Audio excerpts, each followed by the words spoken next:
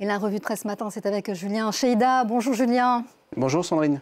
Alors on va commencer à parler de l'Iran et notamment avec les révélations de la presse britannique sur ces exactions commises par les forces de sécurité en Iran pour museler les contestataires. Oui, effectivement, Sandrine, vous le voyez ici, c'est le Guardian britannique donc, qui révèle cette histoire, en fait, avec ce titre extrêmement bien résumé.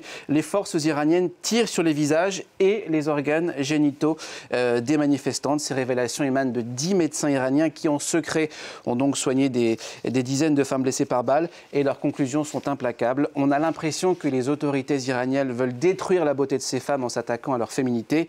La plupart de ces soignants se disent aujourd'hui traumatisés par ce qu'ils ont vu, notamment parce qu'au-delà des souffrances causées par ces blessures, eh bien, il y a le risque que ces femmes soient tout simplement, que ces souffrances les conduisent directement à la mort parce qu'elles n'ont tout simplement pas le temps d'être soignées. Même avant ces révélations, vous allez voir que les gardiens de la Révolution étaient déjà dans le collimateur de la presse à l'américaine avec un article d'opinion du magazine Newsweek avec ce titre extrêmement clair « Appelez les gardiens de la Révolution pour ce qu'ils sont, des terroristes », fin de citation. Le magazine ne fait pas seulement donc, à cette violente répression qui a lieu en ce moment en Iran, mais aussi aux tentatives du régime pour déstabiliser d'autres puissances étrangères, notamment quand l'Iran livre à la Russie des drones pour attaquer les civils ukrainiens, avec ce mantra en fin de papier destiné aux alliés occidentaux. Vous ne pouvez pas dire que vous voulez aider les civils ukrainiens et les Iraniens tant que vous continuerez à ne pas punir les responsables de ces exactions, fin de citation.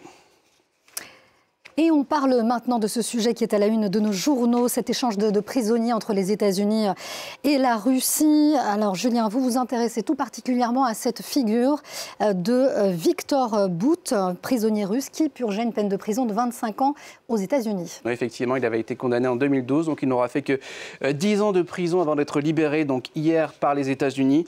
Avec beaucoup de commentaires dans la presse américaine et cette question posée par le Washington Post que je vous livre ici. Pourquoi Viktor Bout intéresse-t-il autant la Russie? Déjà parce que c'est une personnalité notoire dans le trafic d'armes, peut-être le plus grand marchand de mort de son époque, écrit le journal.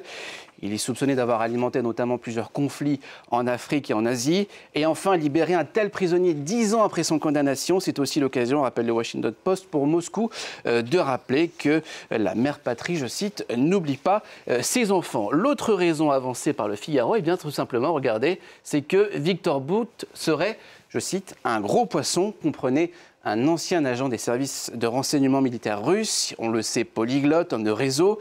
Il serait l'homme de confiance d'un des très proches de Vladimir Poutine.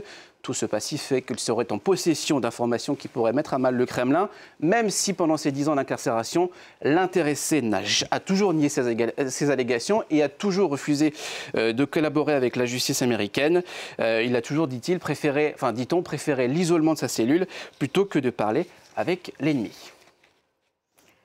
Et on parle maintenant, Julien, de ces thèmes qui font débat en France. Coup d'envoi ce vendredi de cette convention citoyenne sur la fin de vie. Oui, effectivement, avec un grand dossier publié par le journal La Croix et ce titre accompagné jusqu'au bout qui fait un état des lieux sur où en est aujourd'hui la loi Néonétis, donc sur l'accompagnement des malades incurables en fin de vie, avec un grand reportage publié ici, qui se trouve donc publié à 4 jours passés par un reporter de La Croix dans un CHU de Poitiers, au sein d'un des services médicalisés spécialement qui est spécialisé sur l'accompagnement des malades en fin de vie. Mais la question que devra débattre donc la Convention citoyenne, c'est celle de la légalisation ou non en France de l'aide médicale à mourir, qui n'est pas tout à fait la même chose que l'assistance pour aider les malades incurables à partir. Cette légalisation avait été soutenue récemment par le comité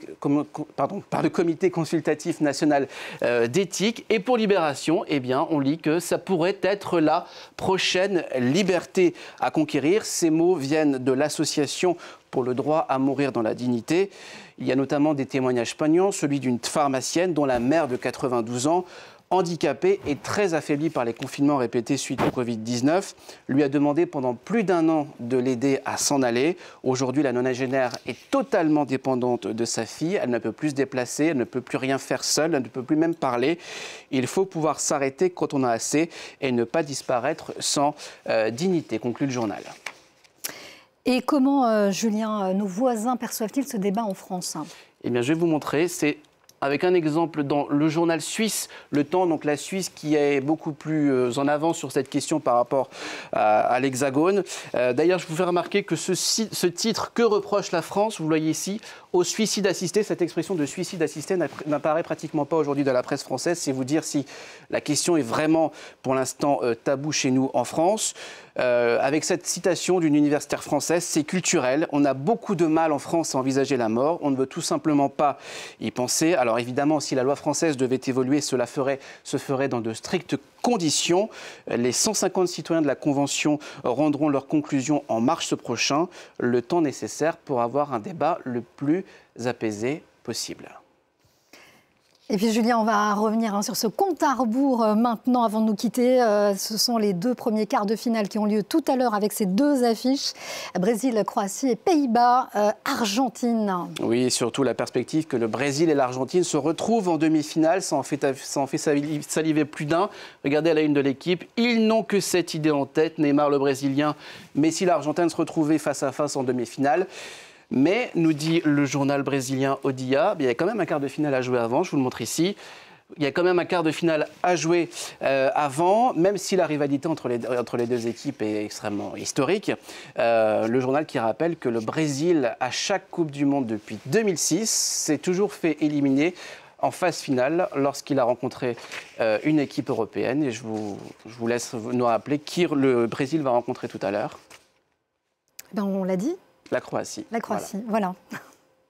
Merci beaucoup, Julien, pour cette revue de presse à retrouver, bien sûr, sur notre plateforme habituelle.